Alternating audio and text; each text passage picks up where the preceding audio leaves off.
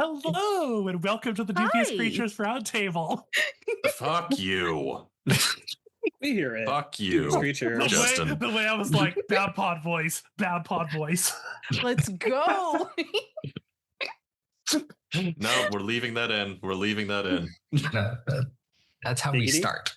That's That's how. Yeah. Fuck you. Like, if nobody's Okay. jumping on this grenade, fuck, I host a feel like- podcast for Yeah. this reason. I feel Thank you like for your sacrifice. we really are just team not breathing in real life. Like, holy God, shit. we're fucking unhinged, y'all. Yeah, imagine how I feel. You love it. Shut up. Yes, I'm also a masochist. We all No, I'm not. Okay, I'm a little bit. liar. Yeah, I'm a that is lot of it. Misfit, I know enough about you to know that is a blatant lie. Oh, I'm not really a masochist. I just Welcome to the Q&A, Kindred. As you can see, we're all very timely and organized professionals about it. Is I this like the It's first turtles. time? our one time to be unhinged. It's like our Yeah. one time where we're not in character and we get to talk about this, Yeah, which is fascinating. Uh-huh. Is your one time you get to be in character. I draw the line at you all not being unhinged. Or something. So, I mean, you've seen me close to peak unhinged, but you weren't there for the alchemized recording. yes, and might I say, thank Kane. Anyway, so this is, as season 1 has officially drawn to a close, we have taken the time to assemble some queries, questions, and extremely viable concerns from our lovely audience. So what we're going to do essentially is we're going to go down the list and we are going to... I can't promise we won't go off on tangents. I can only promise that we will try to keep it within the realms of World of Darkness and the Vampire with No Name. That's the most I can do for you. I'm just gonna suggest, because this is like the first time this is a non-episode recording. Can we have everybody introduce themselves? Yes, we should probably do that too. Who are That's you so people? smart, though. How did you get in my That's a very house? good idea. I broke in. I came in through the air duct. Sorry. Well, that's impressive considering I live on the 11th floor. I'm the possum that hides under your porch. I don't have a porch, so that's also very impressive that you constructed a porch to hide under. I'm not telling you where I am. I know where you are. You're in the bushes quietly masturbating. Wow. Oh, Wow. Okay, As if, so we're like- doing okay, that okay. unhinged. You really Okay. think now, that's now I need to well? ask. I've seen now how I it need is. to ask. Who's more unhinged, me or Velvet? I mean, I guess Well- Sawyer, if we're going through the first 150 seconds of this recording. Yeah. It is 9 a.m. in Hong Kong Standard Time. I do not want to be awake, and yet here I am. 9 you love a.m. us. and already thinking about me masturbating. Shame on you. We'll be Hi, once everyone. We'll be We should do twice. some character. We should do some introductions. We Yes. should. gonna We should say, probably do that, yeah. I was gonna say, I'll jump on the grenade. Why Yes. not? I'm great at this. Hi, my name is Catie. I'm completely new to the actual play space. This is my first time, so I'm super excited and happy to be with all these amazing people. I am from SoCal, and yeah, I don't know. I'm fucking weird and bad at these things. And you play Crowe. Oh yeah, I do play Crowe. Yes. I guess I can. I'll yeah, go next. go. I guess I was just jumping on that grenade. Unless you want it. My God, what is with everybody wanting to die in an action movie today? Listen, not because- me. Fuck that. I did that last no. week. I want the It is. satisfying it is my nothing masculine to urge do. to bleed out while giving you guys a crucial piece of information. Hi, everybody. My name is Kevin. I play Jeremy Reed here on The Vampire with No Name. I'm also new to the actual play scene, but I also stream. I do LARP. I do SEA. I currently sell construction supplies. That's a weird one. Yeah, and I'm in the top 20 archers in my community for the SEA, so I'm going to brag. Yay. And I'm unhinged. So very unhinged. Yeah. I'll go next. Hi, I'm Aubrey. I play Raleigh, and I also edit the show. And yeah, I've been in the actual play scene for a while. And yeah, it's very interested to sit down and discuss this show with everybody. Aubrey's also a saint, and don't let her convince you otherwise. She is the least resembling a sliding screen door in this little menagerie, and that should tell you what you're in for. I guess I'll go next. Hi, Misfit Playland, literally everywhere on the internet. And I play Aster, everyone's favorite disaster. And a weird fact about me is I don't have one. I love Hexus from Fern Gully. Shocking, absolutely very nobody. specific. I was going to say, It's because a definitely clip on of my hear me Hexus out just list for came up sure. as I It's was Tim Curry, shit-scrolling. man. Yeah, like, That's come not a on. weird fact. That's expected. Yeah, that's a, I just anyway. So yeah, hi. so we're at the point in the recording where people are making those noises. Okay. Just me. It's just me. Hi, Mm. Not if I'm I have Justen. anything to moan about it. Hi, I'm Justen. I use they, he pronouns. I am a former published author. I also co-host the Babylon Project, which is a science fiction television series, a science fiction rewatch podcast. I play Ash, and I've done actual play stuff in the past, but this is my first long-term project. Hi, I'm Velvet. I'm also here. I play Maria. I'm she, her, its pronouns. I've been actual playing for next year. It'll be a decade. Go listen to Athroplay. God, I've been at this for a while. Hi, I'm Sawyer, aka Tyrant, aka the ringmaster of this open air insane asylum. I am the I write. I do most of the actual storytelling / just general writing for Dubious Creatures. I also am Aristides on The Last of Eden's Vices and Levi in the Windy Chronicle, as well as a few other miscellaneous actual play bits here and there on the far corners of the internet. I'm tired, man. It's already too early for this, and we've been doing this for about 20 minutes. Oh, okay. Oh yes, I'm also Tobias in in Aubrey's Multiverse of Madness. Because that fucker appears in everything you touch now. Yep, can't keep a good DILF down. I need you to There's no stop. deep unseated issues to unpack here. You need to be stopped. I'm going to stop you. No, I encourage this completely. Full send. Keep going. And yes, I'm also Tobias in the road to hell, as well as technically I'm not Tobias anywhere else, but God, the alternate timelines that this character has been involved in. Anyway. Let's You've actually got talk about the questions. vampire with no name. Yeah, we should probably talk about that thing that I've all gathered you here for. Exactly. So, do we want to just go in order of operations, or I mean, that works for me. Start at the top. All Go right. through. All right, cool. So what's funny is that the question at the top of the list is from Velvet, of all people. Yeah, she asks, has any part of the podcast so far genuinely frightened you? I can be trusted with this information. No, you Spoiler fucking alert. can't.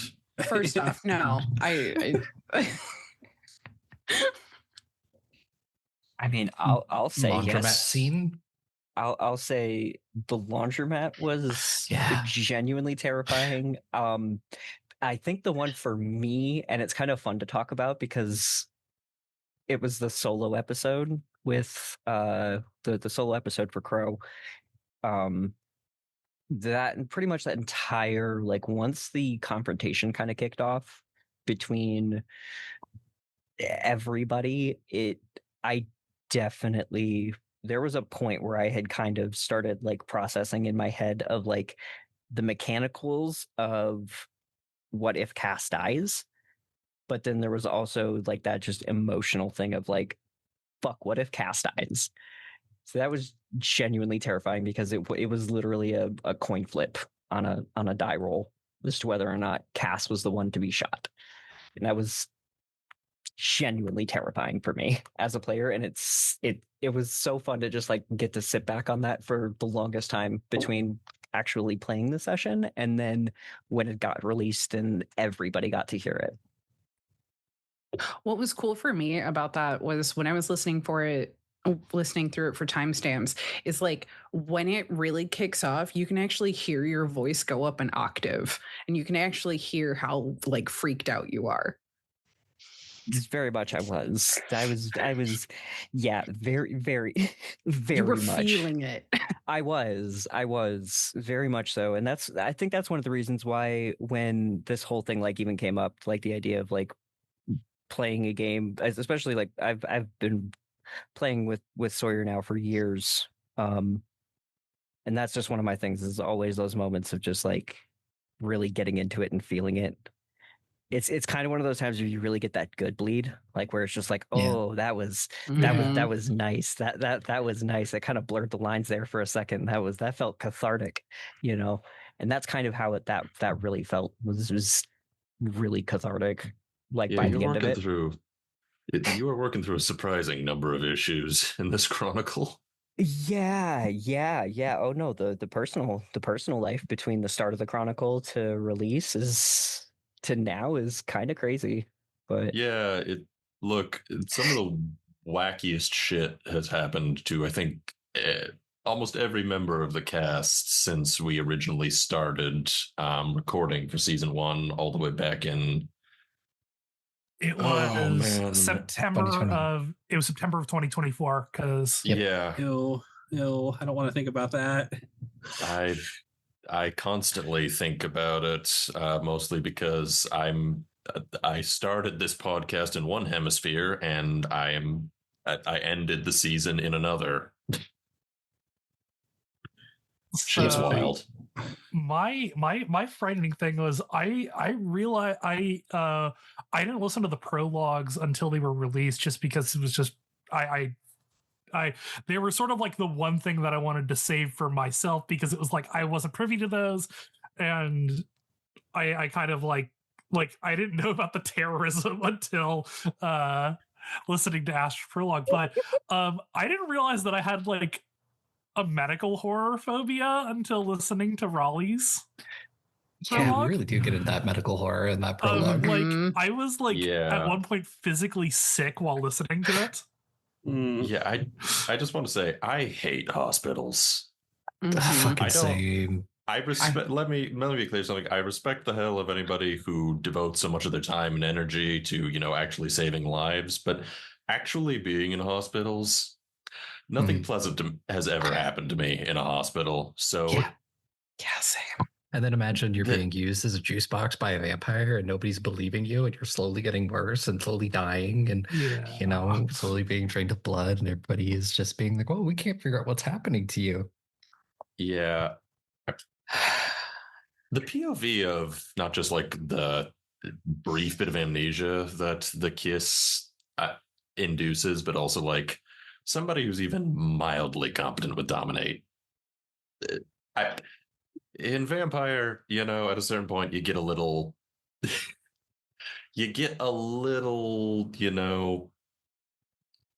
all the horrifying alterations of other people's mental states become a little bit of an offhand thing.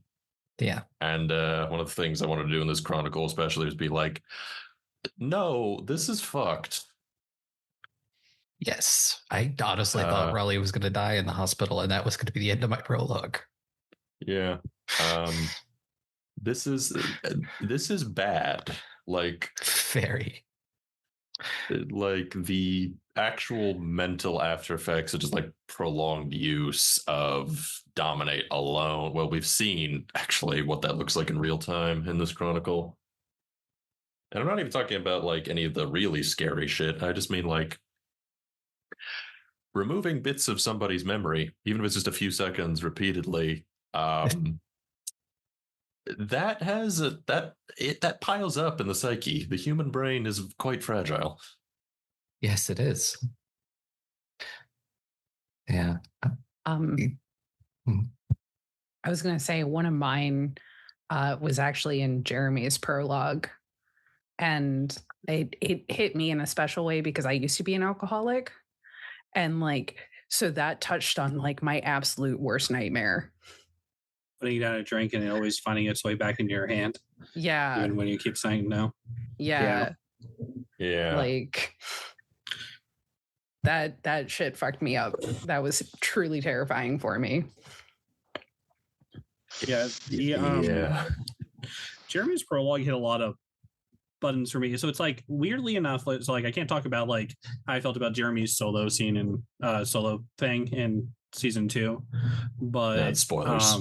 I'm not gonna I'm not gonna do it. I can't talk about that because that was one of the ones that really had some moments for me, but the prologue for Jeremy was probably one of the worst ones, and it was just the what triggered, well, like, I'm not going to sure frightened is the right word, but it really hit me hard emotionally was the part in Jeremy's prologue where he's basically dying and everyone's just laughing at him. That one hit me really hard. I've been the person at a party who's been sick and no one has helped, and like that's a real fear. That's a real thing that happens all the time. Abandoned thing. That was one of like I'm not like I watch a lot of horror and suspense recreationally. The some of the other stuff didn't hit me as much as that scene did. And yeah. Well, it is a game of personal horror. And again, it was just sort of like, okay, if we're doing character prologues, what is personally horrifying based on what I know about these players and these characters that they're playing was a big, like, I need to hit something during the course of that. God, I remember, I think it was when we finished Raleigh's prologue, we both like looked back at it and realized like how much the attack by Henry like mirrored like an assault.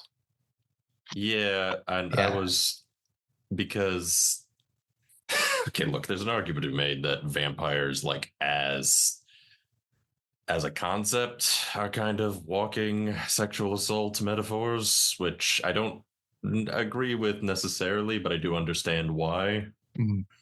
And with Henry especially, given that, and I want to make it clear, there was a lot of talk about lines and veils going into all this. Like, we were, I mean, obviously it's a game set in the world of darkness. There was, just for safety reasons, going to be a lot of like safety tools before anything got started. But there were a couple of moments throughout the prologues, and also I think like in the latter part of the season, where I was like, hey, so are we good? Because like we are putting on, this is a bit different than the usual chronicle, we are putting on a performance in a lot of aspects. But there's also just like hey, you still having fun, right? Because I've always maintained that Vampire's still a game. At the end of the day, games are designed to be fun and not necessarily re-traumatizing. Or if they're re-traumatizing, at least re-traumatizing in a way that's cathartic. Yeah. Okay. I remember everyone's reactions to as like the final epilogue was ending with all of like Raleigh stuff, and then just everyone's fucking reactions in chat as just essentially you watch Raleigh walk to her death. Basically, what I'm trying to say is that it's not the hardest thing in the world to have emotionally hard-hitting scenes in VTM. The key, as always, is communication. Exactly. Oh yeah. Yeah. There's definitely some scenes throughout the season, like both 1 and 2, where like I don't think I could do them if I didn't trust everyone at this table. Yeah, it's literally all about just knowing where everybody's comfortable, and once you get a gauge of that, as you've seen throughout season 1, you'd be surprised what you can do. Exactly. All right. Anybody else have any favorite, genuinely frightening bits they want to share? Am I allowed to answer my own question? I don't know, Velvet. Are you? I'd say so. I mean, it's not so much a scene specifically, but Crowe's whole blood bond deal with Sebastian is genuinely horrifying to me. Oh my god, yes. In general, the blood bond is just scary like that, but also the particular dynamic and like denial of, sexuality is like it tapped into some actual trauma for me. So that was really terrifying. Yeah. And like, so here's the funny thing, right? Is when I went into this to specifically take the blood leech predator type, it wasn't because like it was like, oh, like I definitely want to do a character and have a blood bond and all this. Really what it was that I wanted a dot of protean, and the only there's 3 predator types that you get protean from, and that's I think it's trapdoor, which I just felt was not Crowe like at all, like personality wise. It was just like that just doesn't feel right. And her being a farmer would, in my opinion, go against her convictions. So it was kind of like, well, shit, the only option I have is blood leech.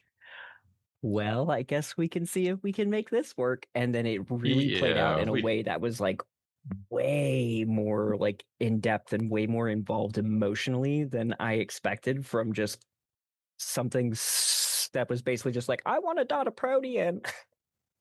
Yeah, that's the magic of RPGs. You wanted a dot of protean, and I made you pay for it. Yeah, I absolutely have, but it's been great. Yes. God, Sebastian is. I don't like Sebastian. Okay. I like him as a character. I but love him like as a character, I fucking hate him. Yeah. But everything about him is bad, y'all. Like, yeah.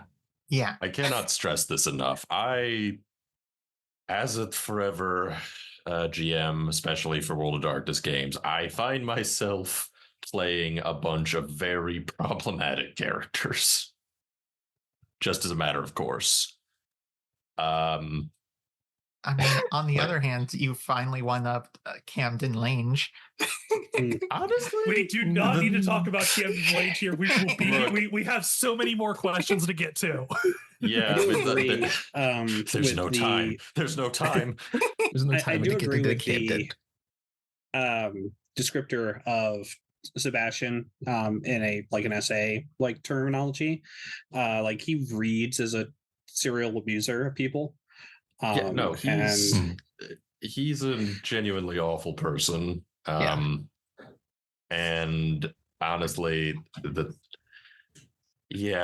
because like we were going into Crowe's backstory, and obviously the blood leech thing came up, and there's basically a part where it's like, okay, there's a world where you end up bloodbound to your sire, from the get-go. Are you sure you want to do that? But we talked about it, and well, it made for a pretty compelling story, especially when the subject of particularly toxic relationships sort of echoed throughout the whole season. Yeah. I've met Sebastians in my life. Dated Sebastians in my I've life. dated Sebastians. Yeah, I think everybody's either met or dated a Sebastian at least once in their life. Like, and yeah, I think the whole thing with Sebastian was just like he's really a character you can only really do again if you know where everybody's hard lines are. Yeah. I would agree. Welcome. But shall we move on to the next question? Yeah, next Yeah. question. Next question. Okay, this one is from Bats. Okay, well, Bats has a few questions. So in order, they are: what's a scene featuring one of the other PCs that you really love? I mean, I'm just gonna immediately go to Aster's crash out in the epilogues. That's so Yeah, amazing. that was Amazing. One of my favorite things just to have been a fly on the wall for. Oh yeah, I joke fantastic. I joke a lot about Misfit acting circles around me in that scene, but legitimately it was like we got to a certain point, I'm like, I'm just gonna let her take it from here. Yeah, there was a point where the rage cropped up, and I was like, you know what? I'm gonna run with this. Yeah, It was a good scene. It was really good. no, that was a really good scene. I mean, not a scene in general, but the entire through line of season 1 with Raleigh's personal life is just it's just as a thread for the season. It was just Aubrey, you're so fucking good at this shit. Thank you. Yeah, she's the closest thing to a professional we have in this cast. So The 15 years of theater. yeah. Poor Taylor. God. I just that poor boy. That poor boy. Yeah, like the thing about Taylor is that there's nothing wrong with Taylor. He is exactly what he appears to be, which is a loving, supportive partner to Raleigh in all things. Which means we can't have any of that. Yeah, but this is vampire, so So we got to give him trauma. He's got to watch his girlfriend die in his arms. Yeah, no. Because no relationship survives contact with vampirism. What you did to that poor boy, his anxiety. I mean, yeah. I remember when we were doing the epilogues, we were talking about. Let me confirm it here. I did not tell Aubrey this was going to happen. Aubrey knew that something was going to happen. She just didn't know what. I knew there was an event that was going to happen. That I think you mentioned it would, it would involve like it means Raleigh is stuck in Santa Arroyo, and I think you mentioned something about her death being faked. I don't remember. I'd have to scroll through our DMs, but I knew something was going to happen, and I knew it was going to be big.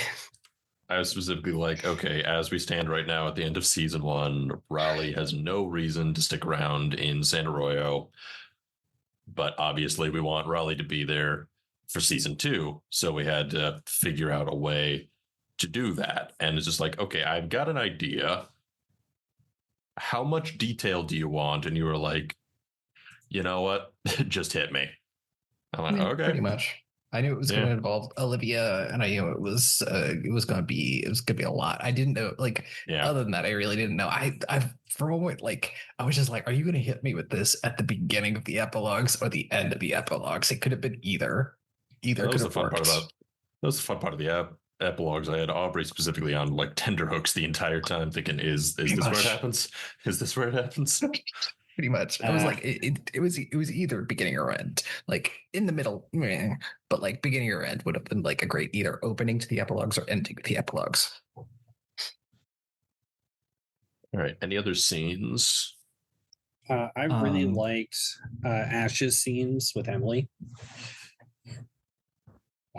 Getting to see like Ash like outside the coterie being honest with someone and like being very personal was really cool. And I really liked the through line of Ash supporting his family or their family. Sorry, my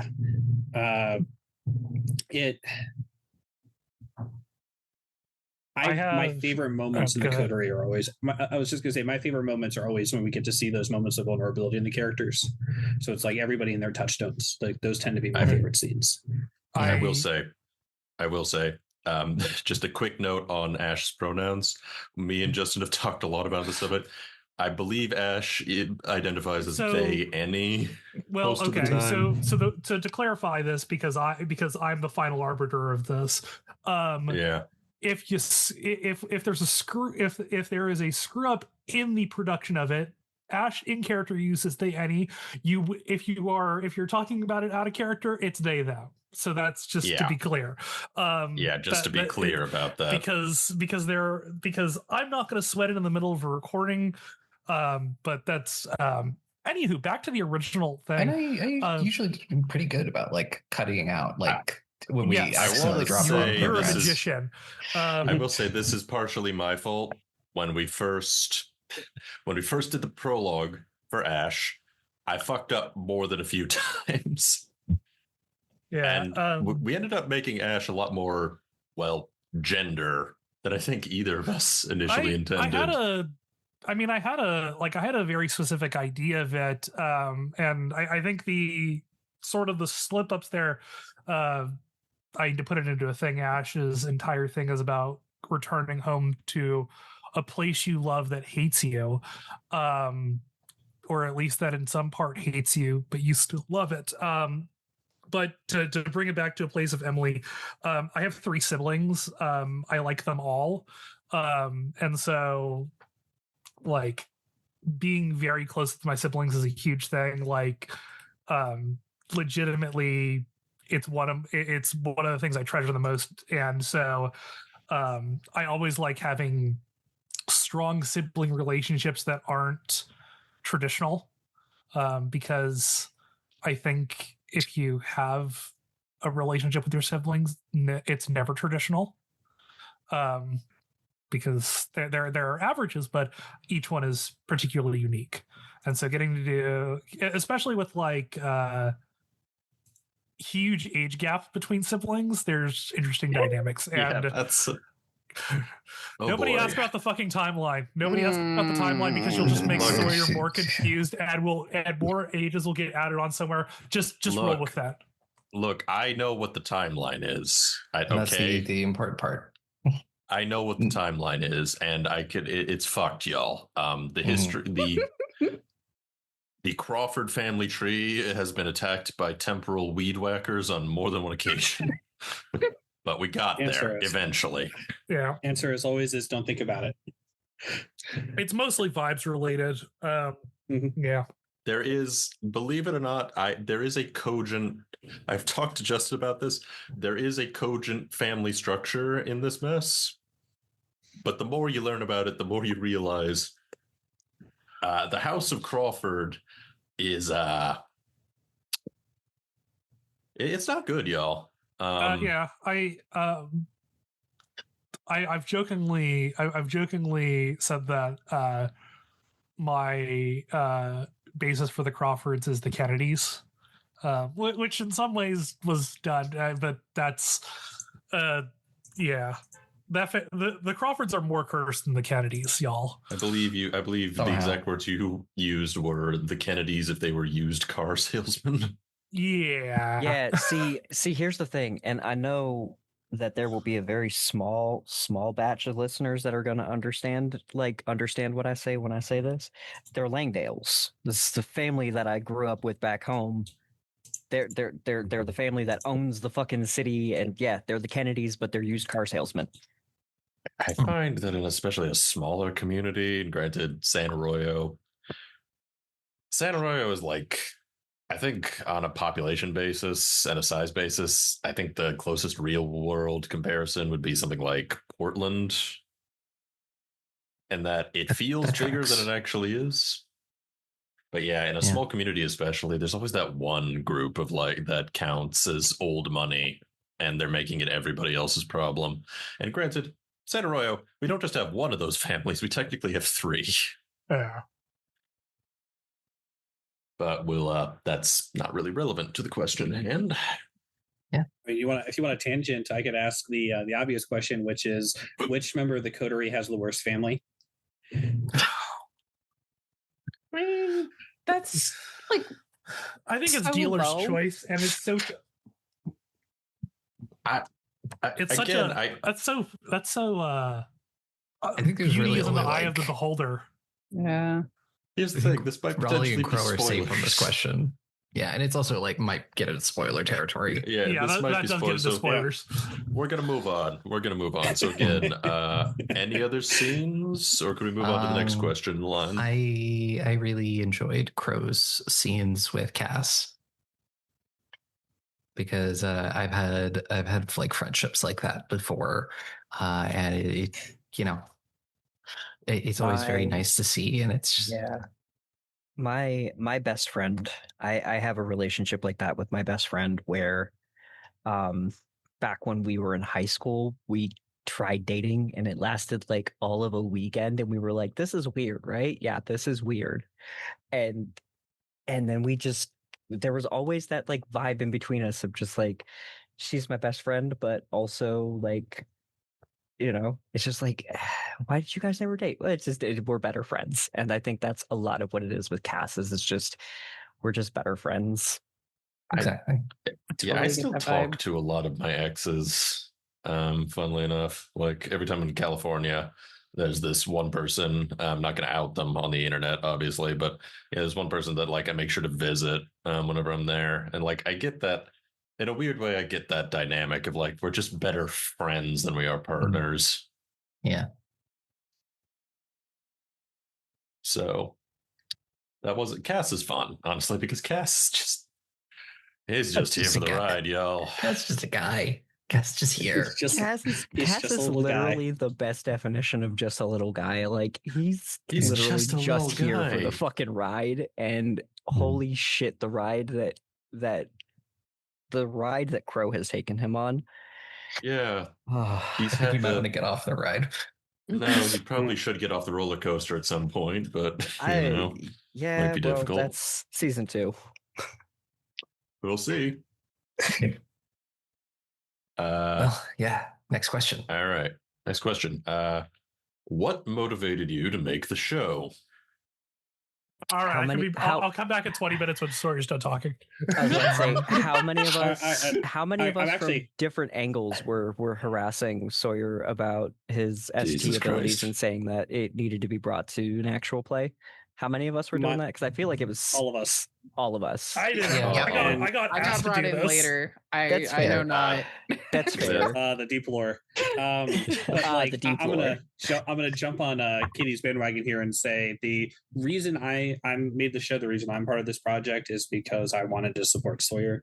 And I always thought he'd do great at this. And there was probably never a world where anybody else would have gotten me to do something like this. So to that, I'm going to say thank you. But also, it's like at the end of the day, like I think I speak for most of us when I say like we're all here for you. Can't go saying shit like that, man. People are going to start thinking I have feelings. Okay, well, as the person with a different perspective, I originally came because Aubrey slipped up into my DMs one night and was like, "Hey, you want to play some vampire?" And I was like, "Fuck yeah, I do. I mean, I guess we get a game with you." Done. It was that easy, and now I'm here for everybody. But I originally Yeah. came for Aubrey. Yeah, That- we were in a horrible show don't a make year a ago, joke. and then it was just like we gotta play like an actual good game together. It was a really good thing for me because it came out at like a kind of like a really heavy dark time in my life. So like this gave You me decided something to do to focus. this? It gave me something to focus on, actually, and that was really positive. It was actually a really, really good thing. Yeah. Why did I make the show? Because bullying works. Yeah. It does, yes. Bully us harder, Daddy. I invited Okay. Sawyer on to guest on an AP once, and then I gave him the bug. Always takes Yeah. once. Well, I got to dress up, and that was fun.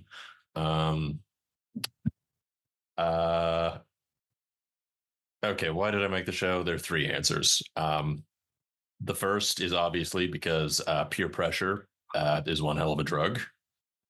The second is honestly just because I just wanted to do it, honestly.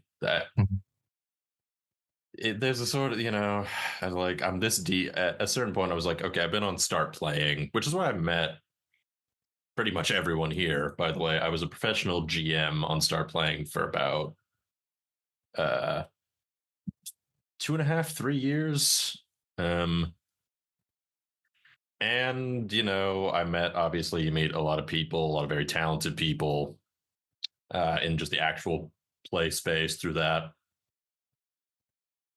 And I'm I'm not the youngest fucker here, but I am one of the youngest fuckers here. So, I grew up watching like Critical Role and LA by Night and like all the classics, and I'd always wanted to do something like that. And at a certain point, it was just like, why not? Like, just check that off the bucket list. Yeah. You And grew then the third up and watching Critical Role.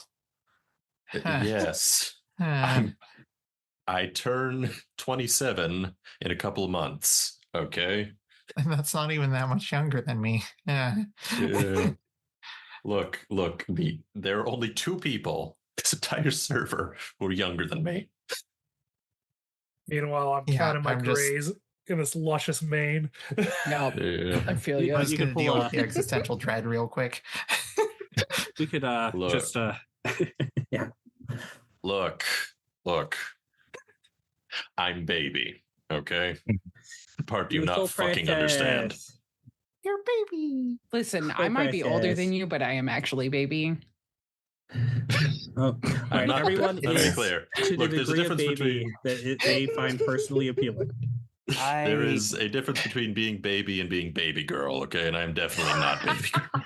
I am neither. I will argue that I am the most baby out of everyone here. So Yeah, No, Fight me I IRL. relinquish my. You can have baby that. is a state of mind. it is. And, It is. It is absolutely a state of mind. And look, the third and I guess most poignant answer to that question is I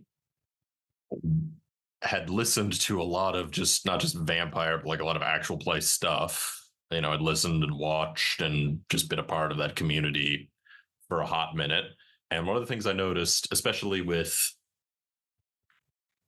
vampires, especially with World of Darkness, it can be a lot to get into. Yeah. The lore is dense, to put it mildly. And I wanted to do something where I basically created, maybe not baby's first vampire, but I wanted to create something where you could watch it if you're a longtime fan of, White Wolf and World of Darkness and all that good stuff. Or you could just come into it with virtually no knowledge other than, an appreciation for urban fantasy, and also enjoy it. I wanted it to essentially be the gateway drug of actual plays. because if various podcasts and actual plays seduced me to the dark side, then clearly I must continue the cycle of abuse. Exactly. I definitely started doing this because it was like, oh yes, I get to be a player as usual, someone who's quite often a forever GM. Yeah. And then also I wanted to actually push myself in my editing skills and create something that's more, it's somewhere between audio drama and actual play. Because it's fun, and I feel like it works really well, especially with Vampire and World of Darkness, for the way it tells its story. To cut out the chaff, cut out the rules talk, cut out the above table talk, and just focus on the story. I'm gonna go off on your editing for 5 seconds. Every year when I sit down to work for the award show that I do, I sit and inevitably listen to Aubrey edits, and every year I will go up into her DMs and be like, God damn it, your editing is so fucking good. No, this would not be nearly, I suspect this would not be nearly as popular if not for Aubrey toiling away in the editing mines day after day. Every person I introduce the podcast to loves the It's editing. the first thing they say is the editing is amazing. You make me sound like fluent and not a jumble of human garbling. So Yeah. 1 hour episode is usually 9-10 hours worth of work. Oh, criminy. All this to say, pay your fucking editors, yo. Yeah. I mean, I don't pay anybody, but that's also because I'm broke. So it's worth it because I enjoy the show, and it's been a really good learning experience for me as an editor. People like to joke, I have a liberal arts degree, so I got a degree in working at Starbucks. I don't even have that. So I'm very appreciative of everybody here sacrificing their time and energy for my collective delusion. I just want to say. I think we all signed up for the collective delusion, though. Yeah. It takes a village. I just happen to luck out and get a very talented village.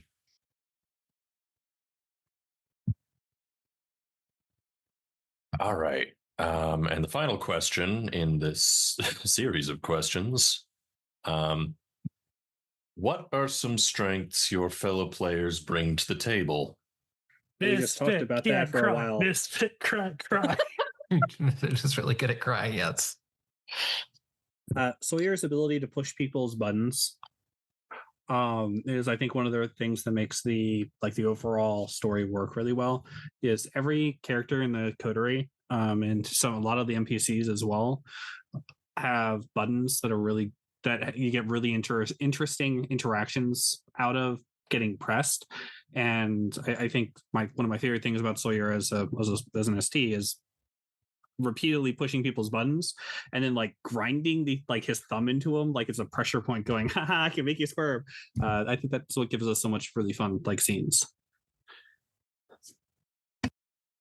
I mean, thank you. You like to torture us, it's okay.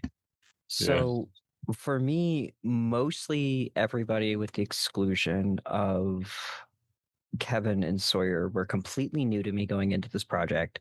And for one, I want to go and just be right out the bat, the strength that Kevin brings to the table is fat fucking dice pools. It's true. Out of everybody here, you fat dice pool. Let me rephrase: a fat dice pool, a singular pool that you are built for, and when the time comes and that pool gets hit, that's just gonna be crazy. I don't think we ever rolled that dice pool you're talking about at all in season 1, other than at some point. I think. No, I'm pretty sure you did. Oh shoot, was that that was the Lion King episode? Yeah, that was the Lion King. What a way to refer to that. Oh my Sure. lord. I'm making a storyteller's mandate. From this day forward, we will only we will only refer to that particular instance as the Lion King episode. Okay, Why? this is how it Can you should. feel the love tonight? Oh. Hakuna top of- Matata. It's like on top of that, Motherfucker. like from Troy. one of my favorite things is like with Justen, they I've felt like being able to like roll into a scene like with Justen was like very easy, like being able to kind of adapt and like work on the fly. Because there weren't many moments. I don't know if there were any moments, to be 100% honest, in season 1 of just No, Ash and Crowe in the room together. because Ash didn't trust Crowe for season 1 of like, I mean, yeah, fair. they I viewed don't her as think like a I don't tainted asset. I don't think Crowe trusted Crowe. But I've even and so like once again, like not getting into spoilers or anything like that, just the ability to kind of improv and sort of like bounce off of each other on a scene is really nice. I one of my biggest strength favorites from Misfit is it's hard to say that it's a strength that she brings to the table, more the strength that she brings outside the table. I think the genuine feeling of like friendship and like the check-ins and things like that, like just being a like I don't know, kind of an amazing person overall, I think is an amazing strength that Misfit brings to the table, and probably, no offense to anybody else here, probably one of my favorite people at the table. Shut up, I'm gonna For that cry. reason. Okay, we can cry together. We can cry together. And How dare you? Aubrey's Now you're ability making to me just cry. I'm sorry, God. but then Aubrey's ability to just man, just really make you feel shit in a scene. It hits different, but it's that theater kid thing. Like I totally understand. I was abducted into the lesbians in high school as well. So I totally understand that. Like, would you just Should be a get into tagline for it, this fucking but- chronicle. right? The Oh my Vampire with No god. Name. I was, or how I learned to stop worrying and love being abducted by lesbians. Yeah, pretty much. But it's just the ability to just kind of just like dive headfirst into things, and because like realistically, no clue going into the epilogue of like what happened with Raleigh, but the way that you sort of dove into that scene, I would have believed that you had been prepped for that beforehand to know exactly what was happening. And I just appreciate the shit out of that, for you to be able to take improv and make it feel rehearsed in a good way. Love it. And now I'll shut up and let other people talk. One of my I'm gonna jump right on in here. So I actually messaged Aubrey and Catie very recently about these things. One of my favorite things that Aubrey is able to do is when she is GMing, the way she like approaches an action sequence is masterful, and you feel like you were listening to a novel or something like that. And when she's doing an action scene as Raleigh, it feels like a Marvel moment. Every action sequence that she does feels like a fucking Marvel moment. Like she feels like a badass. She feels so practiced, and that is really hard to do because sometimes action sequences tend to get like bogged down. So you bring like this lovely fluidness to it that makes you want to like get up and throw shit. No, if only the die pools would cooperate. And I really I adore Catie's ability to long form pull character threads. So like it's easy to get wrapped up in like one season of your character, and then but like Catie has been able to do it and stretch out those moments over 2 seasons, and she has had such a cool story growth because of it. It is honestly inspiring to watch. Thank you. Now I'm gonna cry. We can cry together. Yep. Okay. Everybody's getting emotional. This is great. Hey, we're giving love to each other. I know, but my poor carbon rich heart can't take any more of this. I know, you can only make me cry in sad, awful, tragic ways. Joking. Yeah, I'm joking. I mean, Well,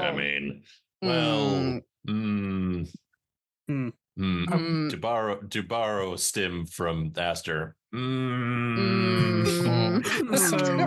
something I will say for the entire group here is something that I really love about T&B is every constellation.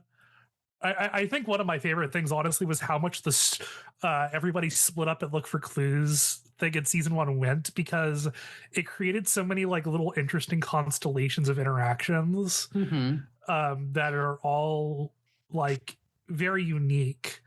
And I really like. It's fun because it's like whenever you have 2 or 3 of us in the same room, it's completely different. We share a brain cell when more than like 2 of us are together. Exactly. Yeah, as your storyteller, I'm just going to say it. Y'all need to stop splitting the party. It has never once worked out for you. Well, I just mechanically no, but story wise, it is fun because I think that's something that I like. It's one of my favorite parts of the show is seeing these interactions between everyone. Every time you put one of us, like to piggyback off of what Justen's saying here, anytime you put 2 members of Team Not Breathing in a room and the entire coterie isn't there, you're going to get some really interesting interactions about it. It's always my favorite part. I've played and run so many games where people refuse to split up and refuse to, like, they're always just like, no, we always go everywhere together all the time. And it's just like, that's not realistic. Especially what we, like, our characters dealt with in season 1, where we had so much shit to do. It's just like, no, we have to split up. We have to split up because we have all of these things that we have to get done. And of course, I will look. I love it. I love.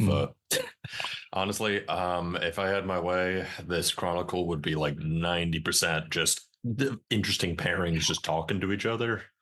But the plot still needs to happen. So. Balls deep in that plot. What do you want from me? No, you have again, not going to spoil anything, God. but Misfit has out of character put together a few things that now Aster in character has put together, and the end result has been catastrophic. It's vampire. What did you expect? Daisies, sunshine, rainbows, sprinkles on my blood. Well, I gotta make sure that we throw some love as well to Velvet for portrayal of Maria is fabulous, and the kind of slow, deliberate way that Maria talks has always been interesting. And I am so impressed that Maria didn't murder Jeremy on the first time they met. That took must have taken so much restraint. I'm partying. It was close. Yeah, but thank you. And folks, you're going to see a lot more of Maria Winters in Final Girl, our Hunter the Reckoning side story for the Vampire No Name. I'm excited because tune in next month. You'll see. Yeah, we're again not going to say anything more, but I will say, you want to talk about fucking character work? Holy shit! Yeah. Can I throw some praise out at the cast? Yeah, sure, absolutely. Yeah, Jeremy, Kevin, your Zoom name is Jeremy, so it's in my mind. Kevin, I really appreciate your ability to think outside the box. Usually when you do something, the podcast is going to go in an interesting direction, and that's kind of the magic of role playing right there. Aster and Misfit and Justen, I really appreciate y'all's ability to jump in feet first. There's never a dull moment, really. And Aubrey, I appreciate your ability to embrace tragedy to an extent. Like, whenever Raleigh suffers, you convey it so well, and you get this little gremlin energy about you to pile more suffering on, and it really hits. And Catie, I appreciate your ability to be vulnerable. And I guess I'm also here. You're also here. You're the one who delivers that was the a deliberate torture. pause, by the way. Yeah. What are some strengths your fellow players bring to the table? I see how it is. I see how it is. Didn't we like literally start off this thread by me talking about you pushing people's buttons, Sawyer? Yeah. I know, but if there's anything bigger than my ego out there, I want it caught and shot immediately. You're welcome. Yeah, no, Sawyer, I really appreciate your NPC work. A lot of the time you make some very neurotic characters. Welcome to Vampire the Masquerade. Sorry. No, it's all good. I was just going to ask, like, as a personal question for me, like, who's everyone's favorite pairing? Because, like, my favorite pairings are always, like, the Girl Squad or just Raleigh and Aster. We kick ass. Yeah. I like the Girl Squad. My like just going off of like Ash, both Ash and Jeremy and Ash and Raleigh are my favorite, are like my personal, like, just because they've sort of kind of they're sort of kind of in similar vibes. There's a very fun scene in season 2 where there's a, like, I've been wanting to do that scene forever, and there's a very fun, like, little weird thing that they bond over in a very depressing way. Oh, yeah. But again, spoilers. I said there was a scene. I didn't say anything. It's a I mean, Be good. We promise. Mm-hmm. I had to. I've kept worse spoilers. You know, I had to keep character deaths for one of my co-hosts for like 2 years of recording a podcast. You're a monster. I will say I personally really love the obviously I'm gonna say I love the Ash and Jeremy scenes. So those are some of my favorite scenes out of season 1. The through line of them going out to smoke has been fabulous. But I really do have to say I love, especially in season 1, how supportive Aster is every single time you put Aster alone with any of the coterie members. There's always something supportive or helpful to say or to do, and it's really heartwarming. She's the strong friend. Mm-hmm. Yeah. We love you, Aster. I'm a big fan of the polycule, personally. Which one? Oh, God. Well, you're not going to get any more context because you're just going to have to watch season 2. The polycule is fun. The yeah. So I'm gonna do us a favor and say another question from Bats. Who is the vampire with no name? Oh, goddamn. I actually thought it was Masab for the longest time. It is kind of. Kind of. I have a weird crack theory, but I won't say it because it's a spoiler. Again, because all of my answers are multiple choice. So originally I came up with the name because, as you might have noticed, this series takes a lot of inspiration from like the old spaghetti western genre. And one of the classics of that genre is the Dollars series, specifically starring Clint Eastwood's iconic character, who is literally the man with no name. Mm-hmm. So when I first came up with this chronicle, it was kind of just like a fun, like tongue-in-cheek, sort of not even a play on words, just sort of like, yes, you. That's why I put it in chat. So I can see. You don't get. Yes, you pretentious bastard. I know he has several names, but I mean, in in the fucking diegesis of the story, you asshole, he is technically the man with no name because that's part of the. you know, you know, you know something, Justen. You don't always have to say what's on your mind. I'm just doing heel work here. Yeah. So, for those of you at home, The great NorCal SoCal rivalry at work. yeah, you might be asking yourself, is this a bit? Do you want it to be? It's a bit. I mean, it's seriously, I don't do this with anybody else. And it's just, you're really fun because you're like the only person I can do this to. Because you take everything I do and like, you know, a personal affront. Yes. It's I get like Shakespearean reactions out of you. I am from San Diego. You cannot kill me in any way that matters. I mean, why would I? You were from San Diego. You're already dead inside. Oh, wow. Exactly. Now, is that before or after he moved to Portland?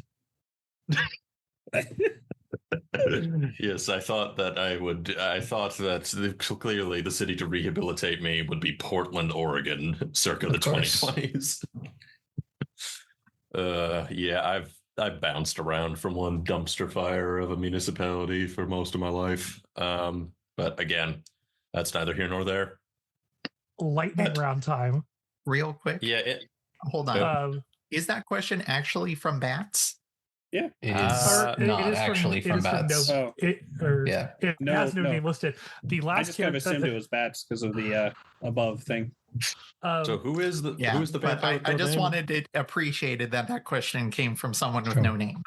Yes. Now there's a person who can commit to the bit. But the other answer to that question is the vampire with no name is kind of everybody, because at a certain point in the story, everybody in the Chronicle is either not who they want to be, or is literally going by a different identity. Yeah, probably had her name taken from her. Yeah. So that is the broader thematic reason why it's called The Vampire with No Name. So, and as to whether or not Masav is the vampire of no name, yes, because he also, in a sense, falls into the category of somebody who has had irrecoverable changes made to his personal identity because of, vampirism. But I can't say more on the subject other than, yeah, fuckers, he's still alive. And it's going to be everyone's problem. We did skip a question. Bats did ask, what is each character's karaoke song? Oh, shit. Aster has no karaoke song. She is the drunk friend in the background screaming entirely too loud. Total eclipse of the heart. Turn around every now and then. Okay. I cannot sing like Jeremy, so I will save you the thing. Jeremy's is probably either Don't Stop Believing with the group, or if he's with a bunch of other people who sing The Longest Time by Billy Joel, the acapella thing. I feel like Raleigh's is something Broadway related. Like probably from like either like Wicked or Phantom or something like that. And my immediate thought was Defying Gravity. Yeah, Defying Gravity was the one. It is a banger. Yeah, it's a banger of a song. Yeah. Do I get to answer this question? Yes. Yeah, you could absolutely answer this question. Okay. I mean, what is Toad's favorite song? Uptown Girl by Billy Joel. I knew Toad and Jeremy were born to get along. Yeah. Yeah, I can confirm. Toad is a big Billy Joel fan. Let's see, who else? Ansem, I think Ansem's go-to karaoke song probably be like Cigarettes and Chocolate Milk. I feel like this is a hard one for me, honestly. Yeah. And then Sebastian. Brujeria. Oof. Interesting. Yeah. All of I know. all of my Ash answers are joke answers. We could just See, say the I chase. that's part of like my thing is like because there is for me there is a certain question of what's Crowe's go-to song. What would be Crowe's go-to karaoke song? Well, give me But here. also, I'll expand Ashley's on- go-to karaoke song? Because they're two different songs. How about I do us a favor and I expand the question because that's Oh. Jeremy's thing is listening to music. What is their go-to karaoke song, and then what is their actual soundtrack display? Oh, I know Ash's song. It's More Than a Feeling. Oh my god, I can see that 100%. Yeah. No, Hear that that old song tracks. play. It's I- More Than a Feeling. Tracks. This is gonna be an absolutely unhinged answer, but it's true. Crowe's song is Blackbird by Alter Bridge, and Ashley's go-to karaoke song is Two Trucks by Lemon Demon. Very different people. Very different Damn. people. I think going back to my original answer. So Brujeria, that's Sebastian's go-to karaoke. I think the song playing in the background is Dr. Sunshine is Dead by Will Wood. Huh. Yeah.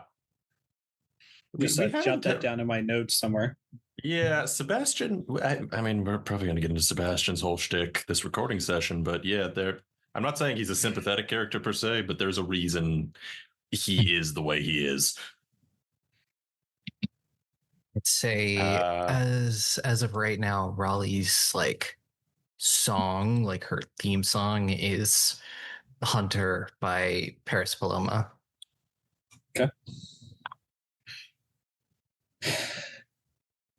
I don't know. Am I allowed to keep? I know I've got a lot of SPCs, Let's do Velvet. What's Maria's? Oh, it was Total Eclipse of the Heart. Yeah, but what's the Yeah. background song? The background song? So like So what, if there what was a Jeremy soundtrack- hears. Yeah, what would Jeremy hear if he was listening to Maria's Life? Oh. I This don't is know. definitely not me doing field research for season 2. I'll get back to you on that one, Kevin. Mine is Aster's overarching like theme song, background song is "How Villains Are Made" by Madeline Duke. Yeah, that tracks. yeah, I can see that. We've Yeah. already got Ashes canonically, I suppose. Though there are some moments when it switches from Fleetwood Mac to like hardcore. Ooh. Is that when Ash locks in? Yeah, when Ash locks in, like Ash has like a workout set and is like, it is the most like Ash, it is the most like Okay. very hardcore shit. And it's you need to answer. You need to answer a question for me, and I need you to be as honest as possible, Justen. Yeah. Has Ash at any point before going into a fight cocked their biceps like Henry Cavill? I was totally thinking that exact same question, Sawyer. I don't think they cock their biceps. They do the shoulder roll. Okay. Because not as cool, but because I don't think Raleigh Ash, for sure has. Oh, for sure. Because I don't think where's Ash the has music like coming the from? Okay, there we go. yeah. Okay. All right. The next. Oh, fuck's sake! So this question is from Sebastian, not our Sebastian, a different Hey, Sebastian. Sebastian. Did you write it as Hopefully- yourself? It's more unhinged once you actually read the question. So go for it. Oh god, should I do this in Sebastian's voice just to Please fuck do. with people? Please do. Please do. Okay. Hey, Lex. If there was a single truth inherent to each of your characters, what would it be? Obviously, the person to answer first should be Ashley's player. Correct. I will when I can breathe. It was a single inherent Happy to truth. It was a single inherent truth. Ashley's a sucker for a baritone. No. No, I think genuinely, a single inherent truth. If you need time, we can That's come a back No, to I you. good genuinely, I'm question. trying to think of necessarily how to phrase it. I think that Mhm. a single inherent truth is that she still has faith in something beyond mortality. Like I have a firm belief that if I were to play Ashley as a hunter as opposed to Crowe, she would absolutely be like a faith-based hunter. Hmm. So that's an inherent truth that when she sat there in the desert and said, I like listening to her, there's a very genuine faith in her that even still has not been shaken by her time as a vampire. It definitely tracks. Raleigh's is one of her convictions on her sheet, and I feel like it is the guiding principle of her life, and especially her unlife. It's through love, all is possible. Jeremy's like single truth is probably something akin to self-sabotage. He's so much smarter than he lets himself be, and a lot of times his biggest problem is getting in his own way. For Ash, and I think this will be a theme in season 2, but it's that they are the only one who gets to define themselves. I think Aster's is there's some part of her deep down that believes that everything's still going to turn out okay. Maria's is just that painful truth is better than a comfortable lie. It's a good one. I don't have time. I don't have time. We're moving on. Yeah. Look, I could talk about my SBCs all damn day, but we don't have time. So let's move on to the next one. This one is from the Fatty Atomic Mutant, which is a very fun name. They ask, is there a possibility the characters in the future pod episodes may encounter other splats such as changelings, mages, or mummies? Mommy. Can I finally have my Yandere chainsaw wielding black spiral dancer girlfriend? Next So question. I'm ignoring that question. It's okay, Kevin. I appreciate it. I know you would. Yeah. I know you would.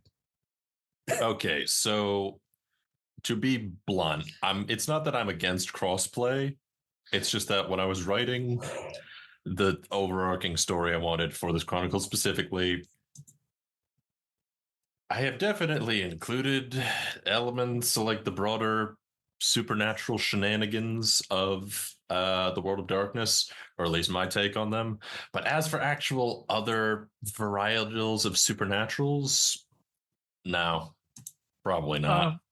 If you want to read about demons in Santa Arroyo, you could read my smut fic, Coffin Clutter, which chapter 2 will involve infernalism. Fuck yeah. Okay, Of course it will. Let's Nice. go. Yeah. There was a world in which I was thinking about there being Garu at some point, but then after I went back through my notes and I was eventually like, it just really doesn't work with what I'm going for. I will say, there is some crossover with the broader universe of Werewolf the Apocalypse. We've got Pentex. We've got a lot of Pentex subsidiaries that Catie viewers are definitely going to clock.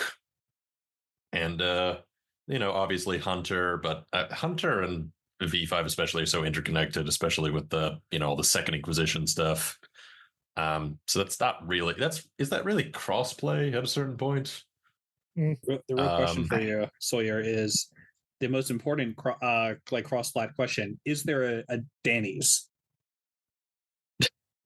And is it a good or a bad Denny's? Well, San No, Diego has Danny's. two, It's a actually. Danny's. Yes, the Pendex is a non-denominational, copyright compliant 24-hour spin-off. But no, there are two Denny's in San Arroyo. There's a good Denny's and a bad Denny's. We get into this in season 2. Yeah. Do we? I'm Oh, yeah, we do. surprised Well- Santa Arroyo has enough life in it to have a good Denny's. No, you don't understand. Denny's shows up after the signs of place and vanish, I see. like a fungus. It feeds on decay. Yeah. Don't read into it. Oh man. Yeah, tell you what, I'll introduce a mummy when I find somebody who's actually played Mummy the Resurrection. How's that? Final answer is there is stuff, but in terms of like actual crossover or like guest characters who are playing a distinctly different form of supernatural, no, not in this one. It's not a dig at anybody who likes doing that sort of thing in the World of Darkness game. It's just more me personally. There's already so much stuff going on with Vampire. Yeah, we don't need to add mummies to it. Yeah, we're Yeah. busy. We're Unless busy. they're Yeah. 9 foot tall and can rip us all in half with their bare hands. Then we Wrong should mummy. Well, Now, Kindred of the East. No. Oh, okay. Should we just move Justin, on to the next Justin, Justin, save the racism. We're gonna- Justin. I need you to go to so much hell. It's not even funny. Aren't we all Sawyer, in Santa I do Arroyo? think- Doesn't that count? Sawyer, I do Turbo find Tail. it charming that you call that crossplay, because to me, crossplay has always meant playing a character of a gender you aren't. Ooh. Well, it's called crossplay. It's also look, man. Look, woman. I don't. I do plenty of crossplay. All right, and that was before you started threatening me with the gender hammer. Yeah, I know you don't believe me, but that was not a forced fem joke this time. That was just a I genuine know, for comment. This time. once. This time. For once. Uh-huh. Well, on that note, you want to do the last question that's on the Oh, list? I've Yeah. got some questions. Oh, Oh. okay. Oh, okay. Sure. These Shoot. are more I'm just still- like rapid fire things. Okay. We have one more question on the Yeah, list. Big list. Yeah, we have one more question. So let's do the rapid fire and then we'll end it off with the last question. Sounds good. What's something that surprised you between conceiving your character and how it played out in season 1? Honestly, I expected I- everything. I built Raleigh to talk first, punch second. She has done everything the opposite way. She has punched first and talked second every single time. We love To be you, fair, she Raleigh. did try to talk to Toad. Yeah, a little bit. Tried. Negotiations broke Yeah. down real fast. I In think all she just fairness- realized it wasn't going to go anywhere. You had one job and you showed up anyway, which was Yeah. ballsy. I wish we had more time in season 1. Yeah. Because there's a lot of stuff I wanted to do with Jeremy that we never really got a chance to do. Yeah. That was kind of one of the unfortunately. ones that that was one of the ones that like surprised me the most, was just like how quickly time got away from us. Yeah. Plays over the course of like 4 days. Yeah, Yeah. no. The entirety of season 1 takes place it barely a week. Yeah. Like I didn't realize until like most of the way into season 2 that we never actually did Jeremy's epilogue scene.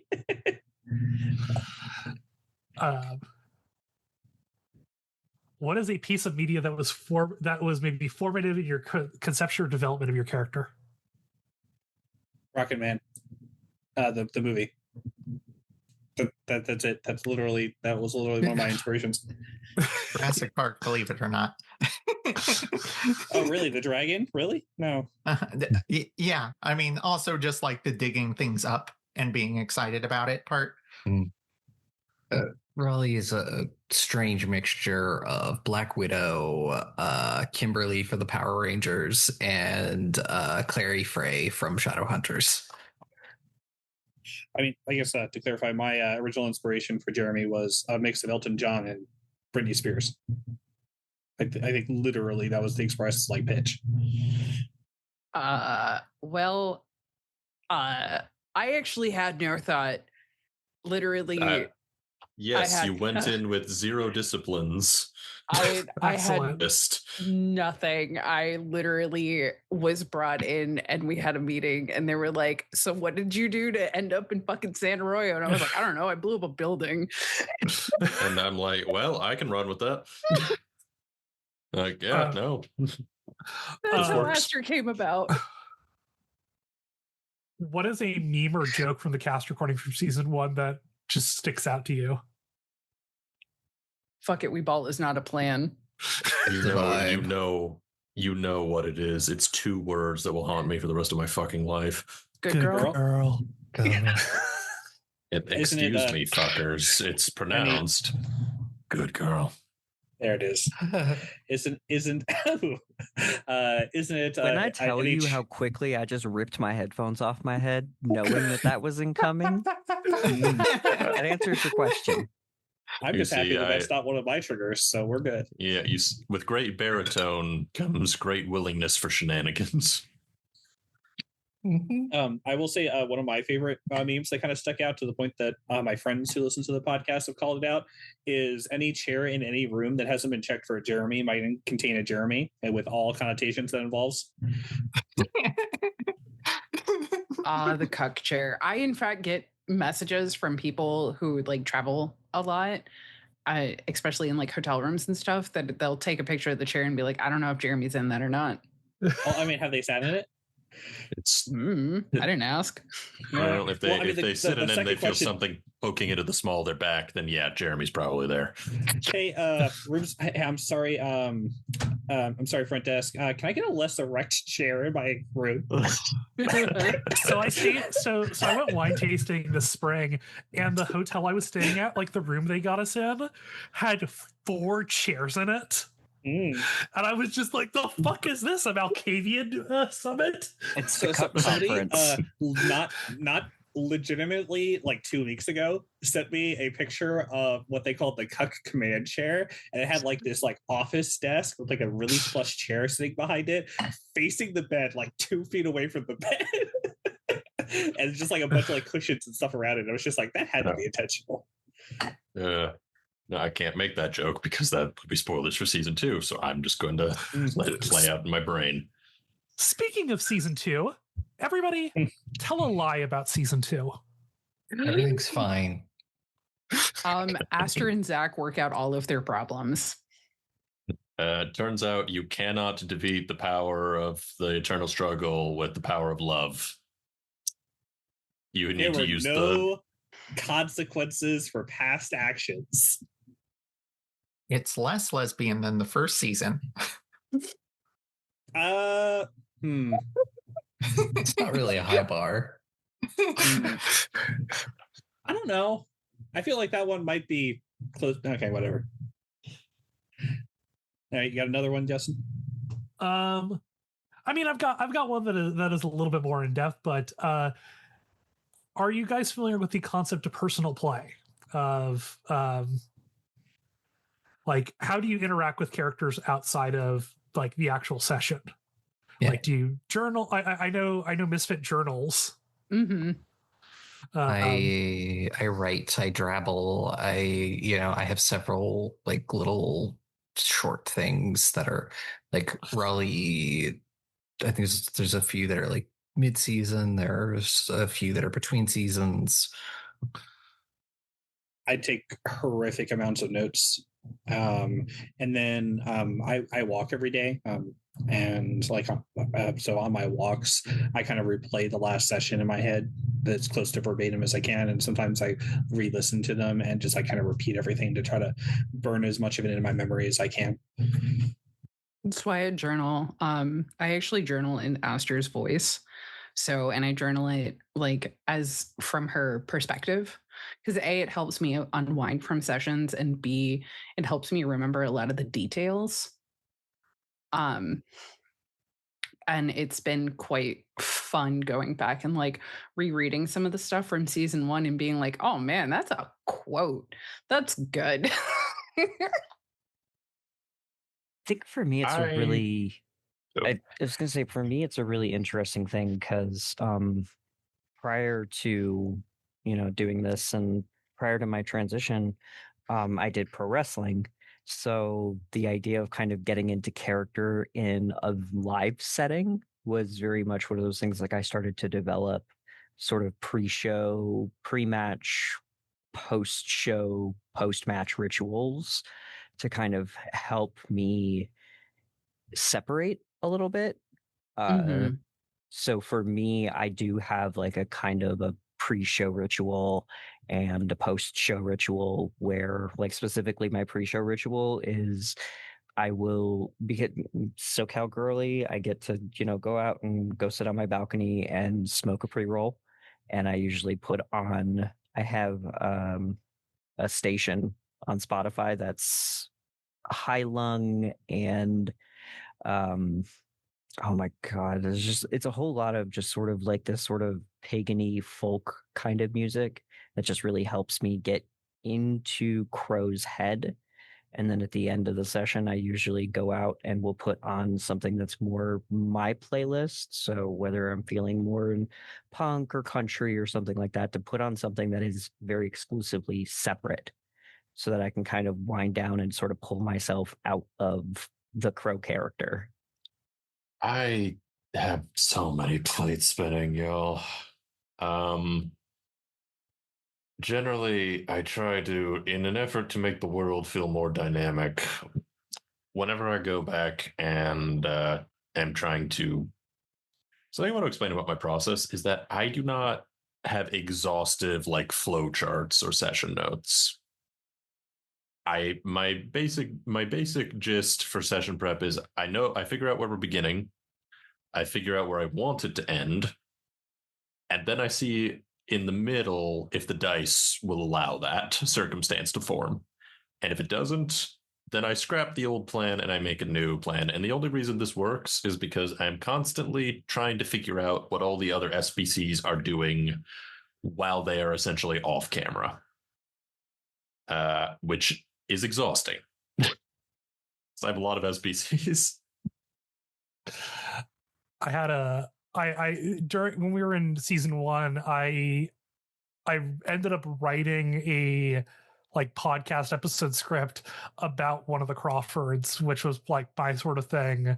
And I've done that with I've done like a couple like random blurbs of like various Santa Roya figures of like my own personal headcanon. And then now that we're in season 2, I'm writing a fic that's set between seasons, which doesn't really have any season 2 spoilers. Also, one of my Ash Bode's one of the characters that Sawyer killed. Yes. Well, either way, it's necrophilia. Look, all I'm going to say is my biggest regret and my build order for Jeremy is I didn't have the space to take Wingman so I could get more of the coda relayed. I don't know how they've been doing. Aster was doing all right for a while. Yeah, Aster was doing all right for a minute. Can you spell situationship, kids? Right. And then Kevin, you have a question from your LARP server, apparently? Yeah, I told people I was recording this night and somebody messaged me one. So like one of the things that like my LARP, for example, talks a lot about is bleed management. And I think we've kind of touched a little bit on that with what we've just talked about. But what are some good examples of bleed and bad examples of bleed through the lenses of each of the characters? That was the question I got. Like for me, a good bleed, like as somebody who's like, I'm not like I'm not an actor, capital A actor, but like I've did theater, and like, if I can get into a scene, like if I can feel something, like, and channel that in, that's good bleed. Like bad bleed would be like, if there's a real dissonance between like the story I want to tell and like if every if everything was going against that, like mechanically, that kind of can lead to a bad bleed situation, especially if it's just like there's a sort of like if there's sort of like helplessness to that. But I think like a good bleed is like, I think I've had a couple good scenes where it's like, oh, I'm feeling something and I can channel that back into it. Yeah. No, I totally agree with that. In recording this show, I haven't had any bad bleed. There's been a few times where I'd say it's like good bleed, where it's just like Raleigh's feelings kind of like flow over into mine. Like there's like in my like actual play career, I would say there's only like been 2 times that I have had like bad character bleed. Just because for the most part I've worked with a lot of groups that are really good with like cooldown and like just sitting there talking with people, and the hilariousness that one of the times was in the first game that Sawyer ever ran for me. But that literally it was a very traumatic session for my character because her boyfriend died, but it was actually a lot of outside factors that caused bad bleed, because my character's boyfriend died, and then the next morning I got a call that my childhood cat had passed. And so it was just like, oh, I got a lot of feelings. Oh, Yeah, that's hard. That's hard to Yeah. walk away from a session when you have 'Cause I already had was feelings. because I was already kind of emotional because it was a fucking brutal scene, and that it was just like, yep, nope, you're the cat you've had for like 15 years passed away last night. I'm like, oh no. And then the other one was like at the end of a Hunter Chronicle I played, where it essentially is like I didn't get an answer as to what happened to my character. Like it was just, I don't know, we'll see. And it's just like everybody else got an answer. That's so frustrating. That would drive me nuts. It did for several days when I had to eventually start writing stuff on my own to give them an ending, because if not I was just going to obsess over it, because I don't, especially because like it's a chronicle that we're never going to revisit. It's a character that I'm probably never going to play again. I need to know how her story ends for me, but Yeah. like that's like one of the ways also I manage bleed is like I just start writing. Like I write stuff from the character's perspective, anything to get those emotions out. I do art about it. Yeah. There's been specifically Ty will like loop back around to Sawyer being incredibly good at fucking like finding good at the what? hurt and just Much better. Okay. jabbing they're like his grubby little fingers in it and like spinning it around. Yeah, you're really good at hurting Okay, people in the emotional centers of them. Jabbing Listen. my fingers in, you say? You take that as you will. But this show specifically, there was I didn't have it as much after like the actual crash out, but that's because I let the emotions flow through me and I just kind of got them out. But after the branding, I was like, holy shit, I don't know what to do with any of this. I am squirming, crawling up a wall.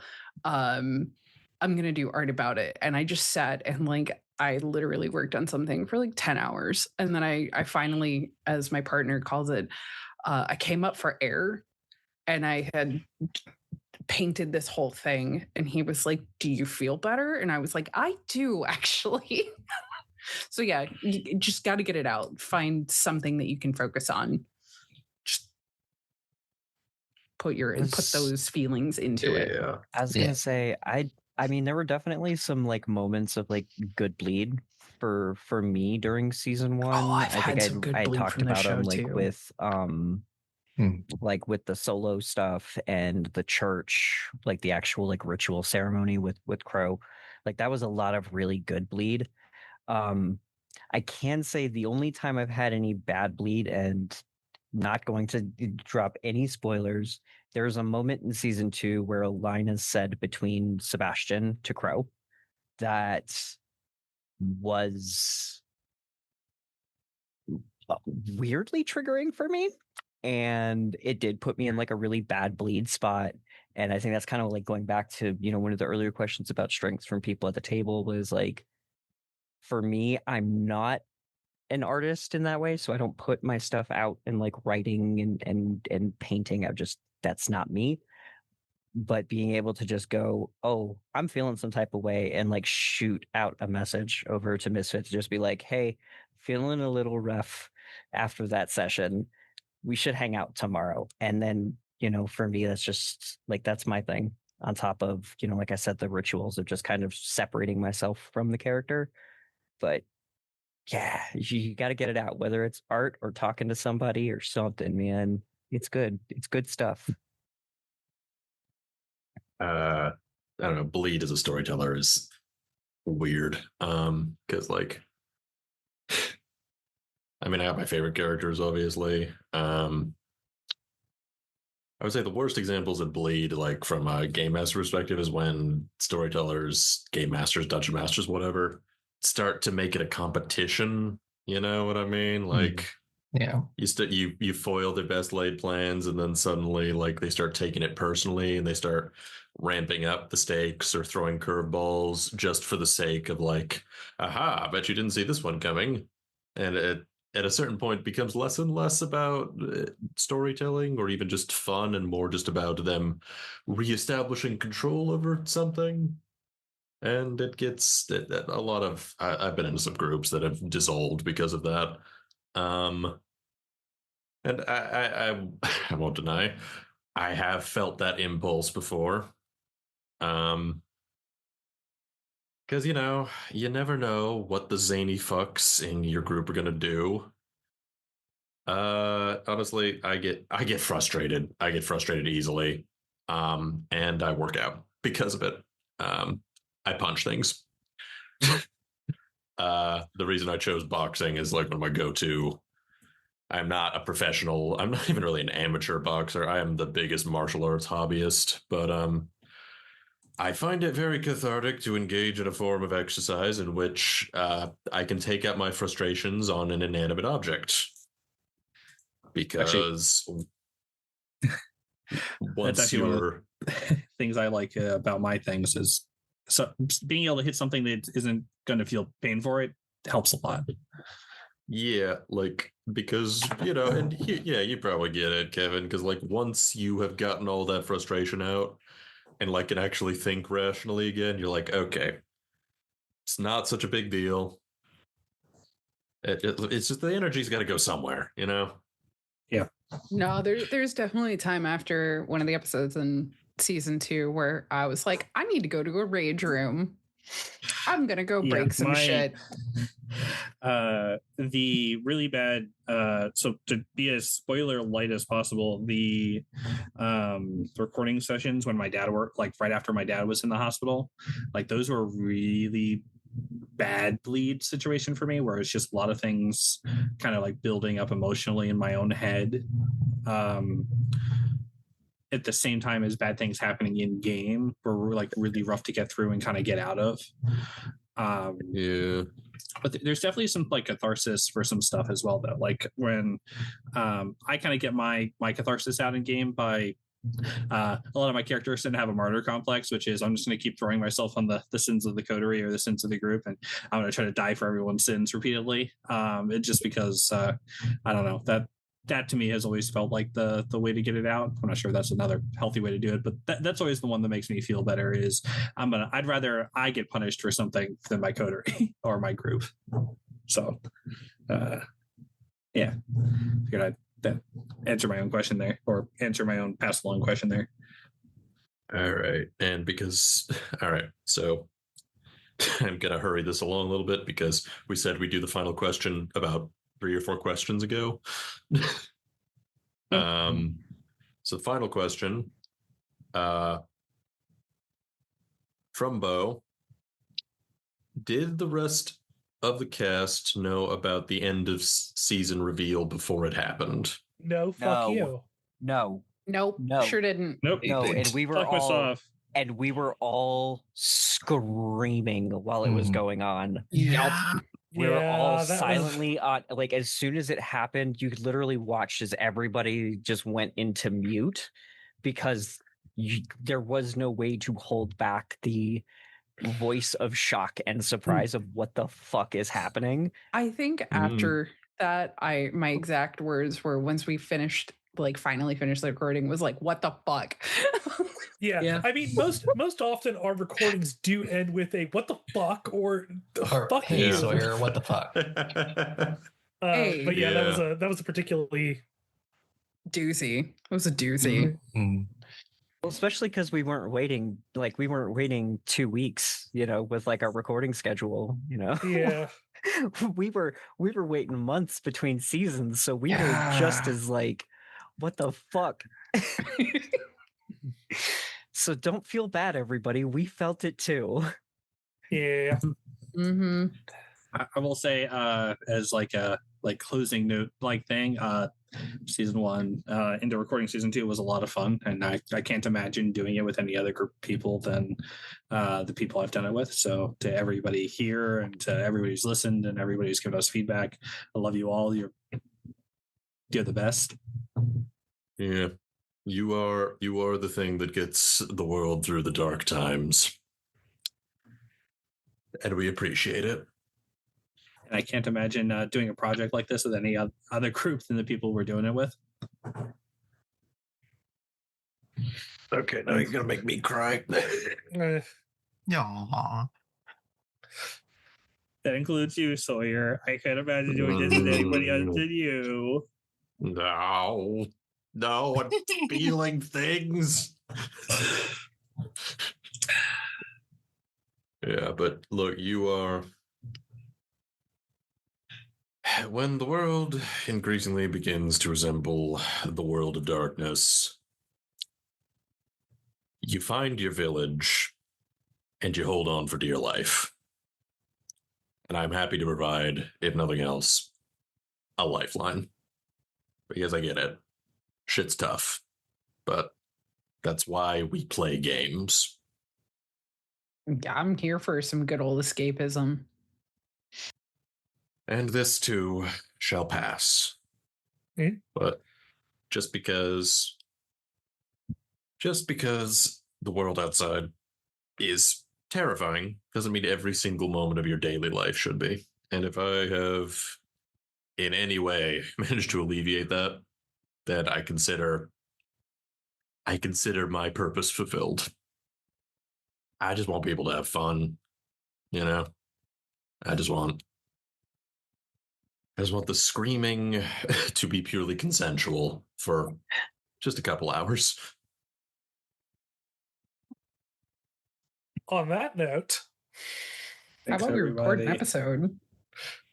Yeah, you want to do that thing that we do typically on Wednesdays? Listeners, if you your Final Girl will be coming out eventually, probably in the next month. Soon. Yeah. Real soon. Yeah, Yeah, let's get our soon, real pluggables in soon. because we never have to end a podcast.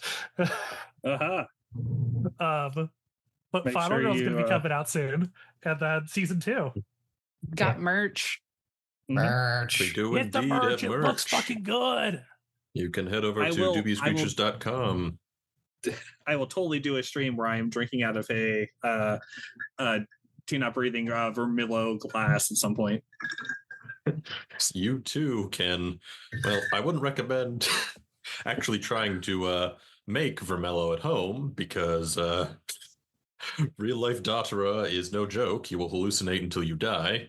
But you can get about as close as you can by filling one of these lovely glasses with Malort or something similar. Dude, I feel like you could just take Malort and Jaeger, like do like a 1-to-1. Probably, honestly, probably. What the fuck? Listeners, Probably. listeners, I'm sorry. No. That's now what I'm calling a Vermello, and I'm going to make that. I'm going to go to the liquor store Godspeed this to you. weekend, and I am going to make a Vermello shot.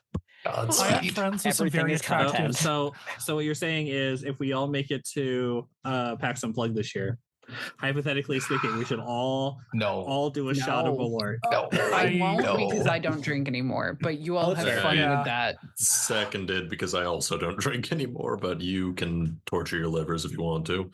I know I'll some do it very on- attractive I'll do it on- mixologists. I'll find a. I will make a teetotaler drinkable mixed drink of a You described a- virgin variety. Thank you. I will do a thing at appreciate some that. point where I Yeah. do I will drink the most horrible concoction we can figure out that it's as close to Vermillo as possible and drink it on stream just for everyone to Aw. enjoy. You Because can I'm have a sure right point. now, wanna I'm torture literally, me. I'm literally, as we are speaking, putting together a Bevmo cart of Malort and Jaeger. This is happening. Why do you hate yourself? And that was how Catie died. Did you just Actually, ask me? this Did is you how- just ask me that question? Are we? I feel like I thought we were wrapping up the Q&A because Yes, this is the another this is the hour let's official- on wrap this answering up. that the- question. This Yeah. is the official end of the Q&A. I will fade out the Yeah, audio this- right We here. love you all. This is Bye. Yeah, bye. God, Be it's nice to clear your that we've livers. never had to wrap a podcast before. Oh, fuck you, Justen. Well, actually,